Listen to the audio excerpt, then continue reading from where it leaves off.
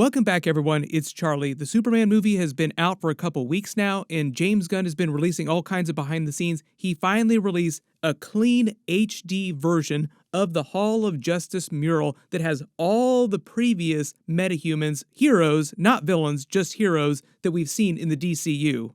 It has taken forever to zoom and enhance all over this, and there ended up being way more Flash characters and Flash adjacent characters than I ever expected. There are many, many more than we actually thought, because if you go see the movie in actual theaters, you only see parts of the mural for brief seconds, like blink and you will miss it. These are the entire mural in crisp HD footage. I got a lot of requests to break this down, but I got sick during Comic-Con weekend and the Fantastic Four movie came out, so there's just so much stuff that has taken me forever to catch up. There was a lot of talk about this, especially around the Jay Garrick character and the Flashes in general. Like, what are the history of the speedsters in the DCU? Just because James Gunn has talked a lot about what his new version of the Flash is going to look like on the Justice League eventually. I know everybody would love to see Grant Gustin come back for some kind of cameo, even if he's not coming back as a version of Barry Allen Flash. When everyone thought they saw Jay Garrick in the mural in the background in the actual theaters, James Gunn since clarified in interviews that it wasn't Jay Garrick, but it was kind of hard to believe until he released this shiny HD crisp version. And it isn't Jay Garrick. He was correct in saying that it wasn't Jay Garrick, but it is another speedster. So we are getting versions of the Flash, just not the Flashes that we expected. And thanks to the crisp, shiny footage, we can actually see that there are 3 separate ones on the mural, not just one. As you can see, the first version is Max Mercury in his Maxwell Crandall Quicksilver form. That's right, DC once upon a time had the rights to the Quicksilver name way before Marvel ever did. But when DC bought More Fun Comics and got the rights to the Max Mercury, Max Crandall Quicksilver character, they let the name go defunct because they already had Johnny Quick, they had Jay Garrick, they had Barry Allen. So they're like, we have enough speedsters, we don't need to worry about Max Mercury anymore. Marvel then yoinked the trademark out from under them. This happened a lot in the comic book world too, especially with the way that rights changed hands over the years, especially in the early days of comics. Then the second speedster that you probably spotted is Max Mercury, but in his Whip Whirlwind form. So I think James Gunn is making it seem like those two are completely different characters in the DCU, unlike the comics, where they were just different aliases for the same person. Max Mercury got his powers from a Native American ritual. It never quite gained the same level of connection to the Speed Force that Barry Allen, Jay Garrick, or the other speedsters did, so he was never actually as fast as the other speedsters. He was way more zen about his approach to the Speed Force and speed in general, which they did in the Arrowverse through the Wally West version of the Flash on that. You remember there was a whole subplot that they got into during Legends of Tomorrow where he went to the Buddhist temple to study the Speed Force and then came back super zen. Then we have another speedster-adjacent character, Liberty Bell, aka Libby Lawrence, aka Jessie Quick. They did a version of her on the Flash TV show, but this seems like they're just showing her in her Liberty Bell persona from the comics. You have to remember the Flash TV show changed a lot of those origins, so that version of Jessie Quick existed closer to present day. This version seems like she's much older in the DC if she's still alive or just lived a long time ago.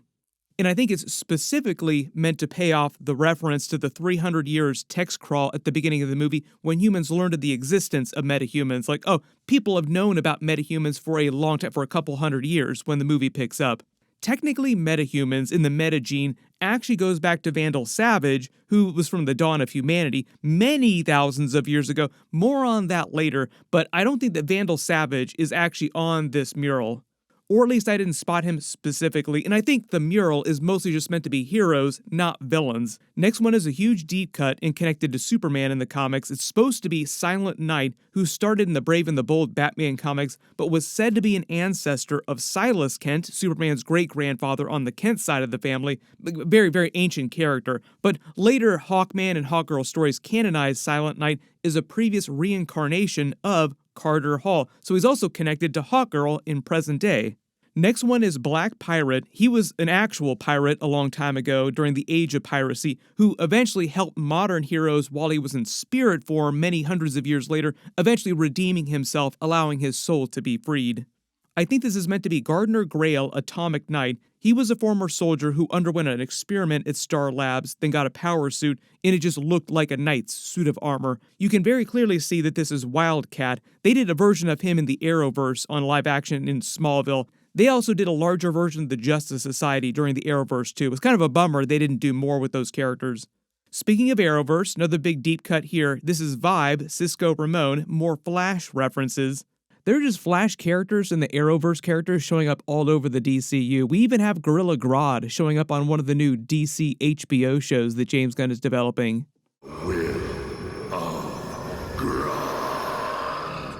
Next big character is the Amazing Man, and I believe this is meant to be the Will Everett original version of the character. He was actually from the 1930s. He was actually a janitor at a laboratory owned by Terry Curtis, another big metahuman character, who was then in an accident and then gained the ability to mimic whatever properties that he touched. Next is Bullet Man and Bullet Girl, who are also super deep cuts for the Fawcett comics way back in the day. They didn't actually debut in DC Comics. They were other characters that were acquired by DC. Jim Barr was the son of a police officer who was killed in the line of duty. Eventually, he uses chemistry to develop powers for himself and gains muscle mass and brain power using his crime cure, quote-unquote, and invents a bullet-shaped gravity regulator helmet which allows him to fly and deflect bullets. Then there's TNT and the Dynamite, who gained powers through chemical exposure during a high school science experiment and decided to become costume crime fighters. Their abilities are tied to the special rings that they wear that activate when the rings touch each other. This is meant to be the Sandra Knight Phantom Lady, who is a Golden Age hero who fought Nazis alongside the All-Star Squadron. So I assume they're trying to say that the All-Star Squadron existed in the history of the DCU a long time ago. I think this is meant to be Extraristos, who's actually an exiled Amazon of Themyscira who just wanders around acting as a superhero. I think this is meant to be Sister Symmetry. She was actually a powerful sorceress and a founding member of the Justice League Dark. She was actually originally meant to be the Nimue of the King Arthurian legends, but they existed in the history of the DCU. She was originally one of the sisters of Morgan Le Fay. In the King Arthur legends, Nimue was also the Lady of the Lake who gave the sword Excalibur to King Arthur and Merlin. Marvel also has their own history of the King Arthur Chronicles that tie to the Black Knight character in Camelot inside the MCU, which they canonized through the Eternals movie. It's one of those common legends that Marvel and DC can't lay claim to, like there's no copyright on the King Arthur legends. This other new character is Zatara, which probably means that Zatanna also exists in present day. A lot of people wondering if they'd actually do a version of her in the live-action movies. Supposedly, there was a Zatanna movie that they were developing under the DCEU a couple of years ago, but I'm assuming at one point it just got shelved or it never made it through development. You know where I can find John Constantine? Then I believe this character is meant to be the Lazarus Lane El Diablo, who gains his powers from a Native American wise owl using magic.